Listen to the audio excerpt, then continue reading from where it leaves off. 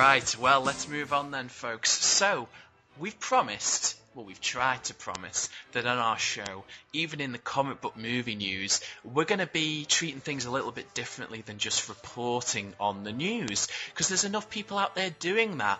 What's more fun than reporting on the news? I say predicting it before it happens. So I thought forward, of course, to Marvel's Phase 3 slate of movies. We know all the titles of their films up to summer 2019, and it's going to be years before they announce any more titles, probably, which is a shame, but at the same time, we beg them, so we can't really complain about that. So all that's left to do is anticipate these movies and dream about how cool they could be. And of course, if you want to, get into casting debates. I'm just very bored doing that. But fantasy casting the director, that's fun. So tonight, we thought we'd pick one of those films on the Phase 3 slate and tell you, before it happens, who we think is the logical choice to direct it. And then we'll look like fools when it doesn't happen. But hey-ho, that goes with the territory. So we're going to do that right now, and as well as mention all our hopes and dreams for Thor Ragnarok. Now, Spencer, I'm curious. There's a lot of talk right now that Thor is the weak link in the Marvel Cinematic Universe as far as being an interesting character, or as interesting as the other Avengers, or as cool, or as having as strong solo films. What's your perspective on Thor, the movie series right now, independent of the Avengers? Well, I couldn't tell you the last time I watched the first Thor movie, but I remember enjoying it.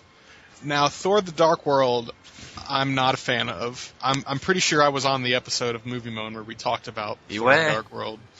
Yeah, and I felt like that movie proved that CG spectacle in that realm, not, that's a good pun there. Doesn't make for a good film itself, and that Thor is not an interesting character unless he is surrounded by other interesting characters, as he is in the Avengers movies. So I'm not high on Thor: The Dark World. I think it's my least favorite Marvel Studios movie, definitely. And I think everyone's starting to agree on that. Even the people who liked it at the time, I've noticed the tide starting to turn on that one after a year. I mean, Spencer will back me up. I made no bones about how much I disliked Thor: The Dark World when it came out. And yet, I've seen it like 5 times because I love the character of Thor and I love what his world brings, not just to the MCU, but to blockbuster films in general right now, because I love fantasy movies, and very few films like that get made. Like, I'll always prefer a sword fight to a gun battle. I'll always prefer an epic quest to a political intrigue plot, and the imagery that the lore of Thor brings is just wonderful. Asgard, the Rainbow Bridge, frost giants, other fantastical beasts that we haven't even met yet, like the fire demon Surtur, and Beta Ray Bill, an alien who actually gets his own hammer and inherits the power of Thor himself. I'm a fan, again, can you tell? And Thor is a guy who fights with a hammer, and that's cool to me. And he flies by hurling the hammer and using the momentum of the hammer, and it's about a god being in love with a mortal woman. Thor, to me, it's not just hyper Norse mythology. It takes the best elements of all mythology, and my frustration is that I don't think that they've made the definitive Thor film yet. But that's also the best thing about it, because it means Thor Ragnarok has that potential. And I don't know about you, Spencer, but I really loved the mission statement that Kevin Feige, president of Marvel Studios, made during that Phase 3 event last year when the film was announced. And he said what Captain America the Winter Soldier did for that character, Thor Ragnarok is going to do for Thor. Or at least that's what the ambition is. And I also think that was secret code for, yeah, we know the Dark World wasn't very good, we'll do better next time. I do believe that they can.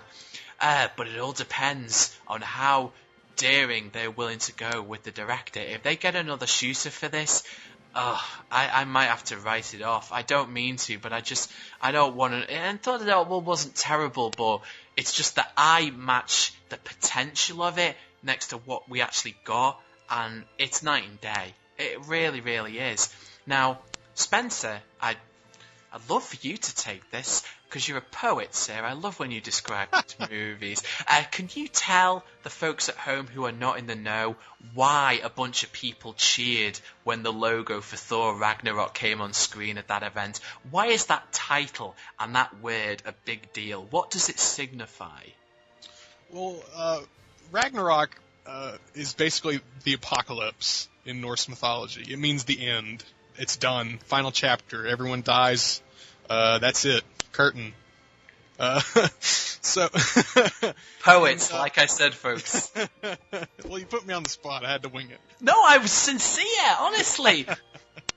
So, in the traditional Norse stories, it results in the death of quite a lot of the gods, including Thor, Odin, Loki, and Heimdall also dies. So Heimdall's dog. Yeah. The maids, all of them. And it basically means bad stuff is coming. It does indeed. The fire demon Surtur, who is one of the great Thor villains of all time, is going to come and basically try and level Asgard and probably the other 9 realms as well. That what we're hoping for as well, certainly our buddy Randall Maynard, who we're hoping to have on the show soon, is that Thor has a bit of help in the presence of this character called Beta Ray Bill, who is an alien initially believed to be a bad guy who fights Thor, but proves himself to be of great worth, so Odin actually forges a hammer for Beta Ray Bill called Stormbreaker, and Beta Ray Bill, this alien with a really funny head, gets to wear the Thor costume and inherit the power of Thor as well, and hopefully they're going to be in it. And obviously there's Loki himself causing more shit and stuff, and I hope that they actually kill him for reals this time. But basically, it's going to be huge. It's going to be epic fantasy filmmaking. There's going to be no Earth in this movie. I'm pretty sure of that. And the question is, if this film's going to be the game changer that changes our perspective on the character in film and that hugely changes the MCU, yeah, you can't hire a shooter to make it. You need someone who's not afraid to shake things up. A director who can challenge, can push, who's not afraid to say, I'm going to kill these characters permanently. And I thought about it, and to me, the logical choice is Matthew Vaughn, director of Layer Cake, Kick-Ass, X-Men First Class, and the upcoming Kingsman: The Secret Service. And don't forget Stardust. I did forget Stardust. I knew I'd forgotten one. I apologize. His actual fantasy movie. Of course! God, I suck, ladies and gentlemen. But more importantly, he was the almost director of X-Men 3 and, for a time, Thor 1. And I'd forgotten about that for a while, because Thor took years to get off the ground. And when Vaughn was on the project, they had a script that actually took the Norse lore element of the character to the full. It was set during the time of the Vikings, and you can understand why that version didn't happen, because it didn't fit in with the plan. It needed to bring Thor to modern day Earth to bring the Avengers together. But interesting thing I found out in a great little article in recent Empire magazine is that Kevin Feige and Matthew Vaughn parted ways, in at least Matthew Vaughn's opinion, on amicable terms. Matthew Vaughn said Kevin Feige's a great guy. No bridges burned there. Trust me, folks, he's burned bridges elsewhere, but no bridges burned with the Marvel camp. So it clicked for me. The initial hurdle that, oh, well, they're not going to hire Matthew Vaughn because he jumped ship on Thor 1. Well, no, I don't actually think that. I actually think that they'd be quite open to having him back. To me, he's perfect for Thor Ragnarok. Spencer, what would you say? Just the titles alone, Thor Ragnarok, isn't enough for me to get excited about it. But if they could get a filmmaker in there who was someone that I think could do the material well, but also, make that character a presence on screen, I'd be interested. And I think Vaughn is capable of doing that. And I think contrary to how Marvel Studios used to work is they're shifting in a direction where they want filmmakers who can do that. With Thor: The Dark World, that when they got a shooter in Alan Taylor, they were like, that didn't quite work as well as we had hoped. So, then they had the Russos come in for Captain America, and then they had James Gunn come in for Guardians of the Galaxy.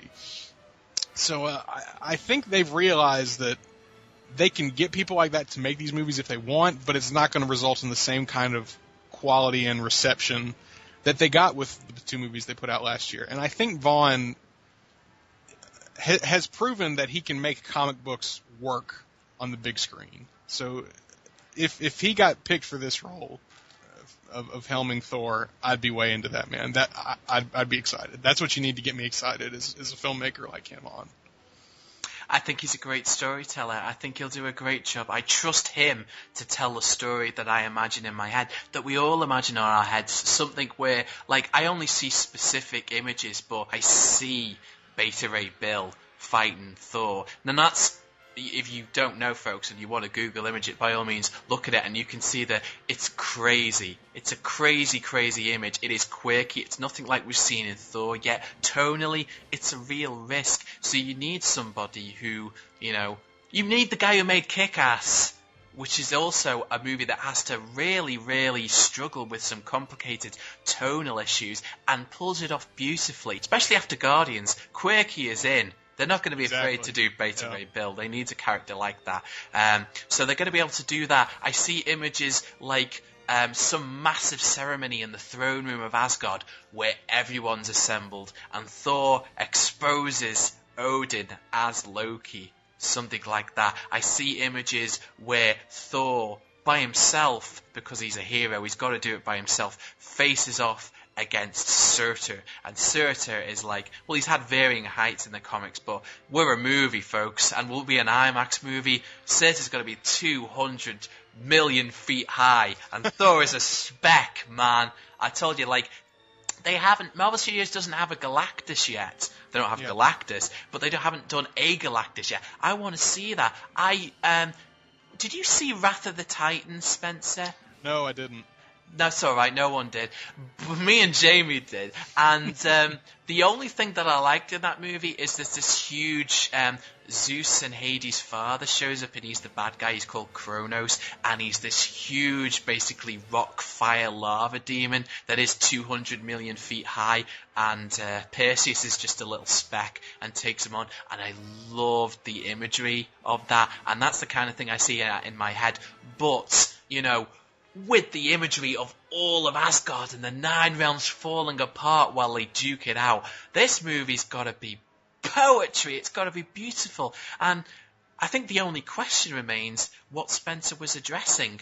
I feel like Marvel Studios, they have a good thing going right now, but make no illusions, they craft the stories. And I just think about, okay, there's a story structure that's already been decided, but they're going to be able to hopefully let a guy like Matthew Vaughn push it in certain areas. It's just the question of whether Matthew Vaughn, who is a big head, let's be completely honest about this, he is a bit of an egomaniac, is he going to conform to that, or is he not? And that's the only question mark. But if he's willing to play ball, or if he loves what they're doing, then, oh man, I'd love it. That's definitely the question mark, though, because here's a humble brag. I did the set visit for Kingsman: The Secret Service, and when we were talking to him, I asked him about some of the changes that he had made from the comic book to its translation on the screen, and in the actual comic book, he's given a co-plotter credit with Mark Millar. So I asked him about the changes, and he goes, well, it started out that Mark and I had come up with this idea, and he goes, and then Mark went off and wrote it, and he got a lot of it wrong, in my opinion. And I'd agree. It's a funny answer, totally, but, when there's smoke, there's fire. No, well, he speaks his mind. He does speak. Definitely. But he is the kind of guy that, and there's a lot of debate about how much he has had to do with the writing of something like X-Men First Class, but he has co-writer credit on it. But he is the kind of guy who will go in and basically say, look, I'd love to do the movie, but I'm going to have to write it. And Jane Goldman's going to have to write it with me. That's just the way he works. So it's just a question of whether they're going to be able to play ball or not. So that's a huge question mark. But hopefully when they don't pick Matthew Vaughn, but they do announce somebody else, which they're going to have to do pretty soon, I think. The movie is coming out 2017, July 2017. The end of July 2017, actually. On my brother's birthday. Oh, awesome. Well, let's all go. Let's all go and see it.